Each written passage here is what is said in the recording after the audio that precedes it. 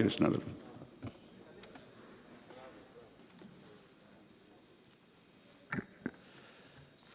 Κύριε Πρόεδρε, νομίζω ότι οφείλω να κάνω κάποια συνολικότερα σχόλια, πέρα από το γεγονός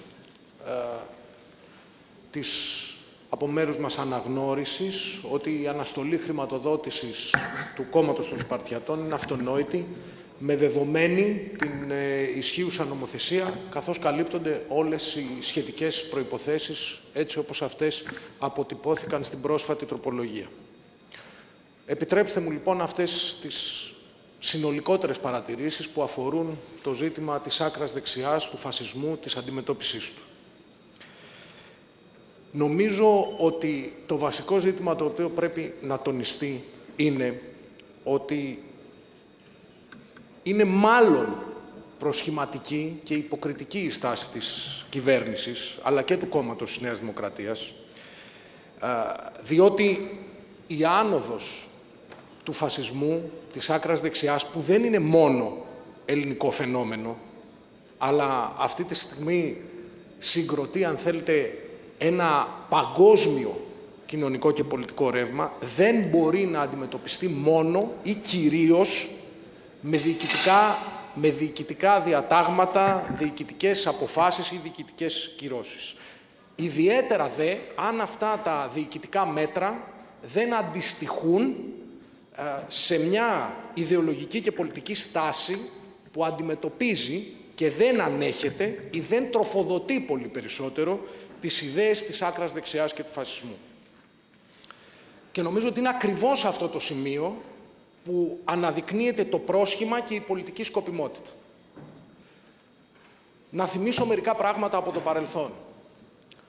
Δεν είναι καθόλου τυχαίο ότι η Νέα Δημοκρατία ποτέ την τελευταία 15ετία, ή μάλλον όποτε την τελευταία 15ετία έχει έρθει στην εξουσία, το έχει κάνει καλλιεργώντας το φόβο, το μίσος, τον εθνικισμό που αποτελούν τους τροφοδότες του φασισμού.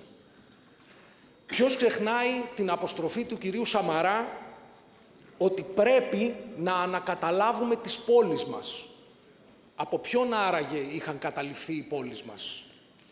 Ποιος ξεχνά τα καλέσματα του παρόντος σήμερα εδώ, κυρίου Πλεύρη, να κάνουμε τη ζωή των προσφύγων κόλαση, να τους πετάμε στη θάλασσα και να τους πνίγουμε, έτσι ώστε να τους αποτρέπουμε στο πλαίσιο μιας θανατοπολιτικής από το να έρχονται στη χώρα μας?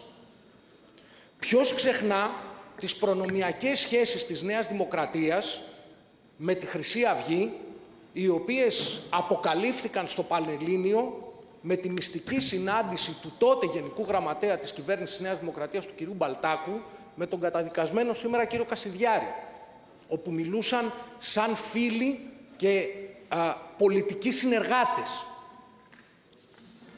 Ποιος ξεχνά ότι η Νέα Δημοκρατία σταμάτησε να ανέχεται τη Χρυσή Αυγή μόλις ένιωσε ότι η άνοδος αυτού του κόμματος απειλεί την ίδια της την πολιτική κυριαρχία, λίγο πριν την επερχόμενη ήττα της στις εκλογές του 2015. Ποιος ξεχνά όμως ότι και ο κύριος Μητσοτάκης ήρθε στην εξουσία πάνω στο άρμα του εθνικισμού και της αντιμεταναστευτικής ιστερίας. Πάνω δηλαδή στην ατζέντα που είχε προηγουμένως διαμορφώσει η Χρυσή Αυγή. Ποιος ξεχνά τις χαμογελαστές φωτογραφίσεις δίπλα-δίπλα με τους φασίστες στα συλλαλητήρια για την Συμφωνία των Πρεσπών? Ποιος ξεχνά το «ανταλλάξατε τη Μακεδονία για τις συντάξεις»? Με αυτά τα συνθήματα καταφέρατε να έρθετε στην εξουσία το 2019. Αλλά και σήμερα η πολιτική της Νέας Δημοκρατίας κινείται στο ίδιο πλαίσιο. Επιχειρεί να διατηρήσει τα όποια ερίσματα στις λαϊκές τάξεις μέσω μιας σκληρής μετατόπισης προς τα δεξιά. Ο κύριος Μητσοτάκης μόλις πρόσφατα υιοθέτησε όλη την ατζέντα της μαύρης διεθνούς, όχι απλώς το λεξιλόγιό της, αλλά και τη στοχοθεσία της και τις ιεραρχήσεις της, αναγορεύοντας την υποτιθέμενη woke κουλτούρα ως έναν ή ακόμα χειρότερα τον κύριο πολιτικό αντίπαλό του. Και φυσικά ακολούθησαν οι πανηγυρισμοί κορυφαίων στελεχών της Νέας Δημοκρατίας για την νίκη του Τραμπ.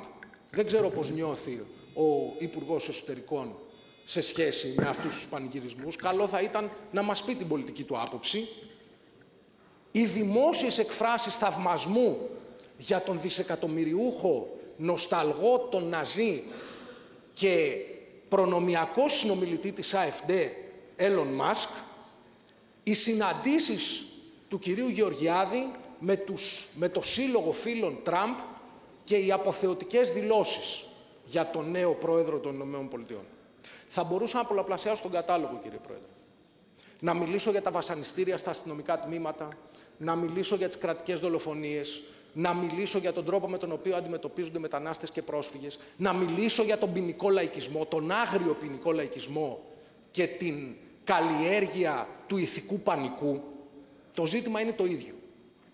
Η στάση που επιχειρεί να ανακόψει την επίσημη άκρα δεξιά μέσω της υιοθέτησης τμήματος ή ολόκληρης της πολιτικής της ατζέντας έχει μόνο ένα πολιτικό αποτέλεσμα. Την ανατροφοδότηση της άκρας δεξιάς, την ανατροφοδότηση του εθνικισμού, την ανατροφοδότηση του φασιστικού φαινομένου. Και αυτό είναι το κρίσιμο ζήτημα σήμερα. Και είναι ακριβώς γι' αυτό το λόγο που απαιτείται συνεχής πολιτικός και ιδεολογικός αγώνας απέναντι σε αυτή την ιδεολογία, απέναντι σε αυτές τις πολιτικές ιεραρχήσεις, απέναντι σε αυτή την πολιτική ατζέντα. Αγώνα στον οποίο η Νέα Δημοκρατία ούτε δίνει, ούτε μπορεί να δώσει. Διότι προνομιακά η άκρα δεξιά και η Νέα Δημοκρατία αποτελούν συγκοινωνούντα δοχεία.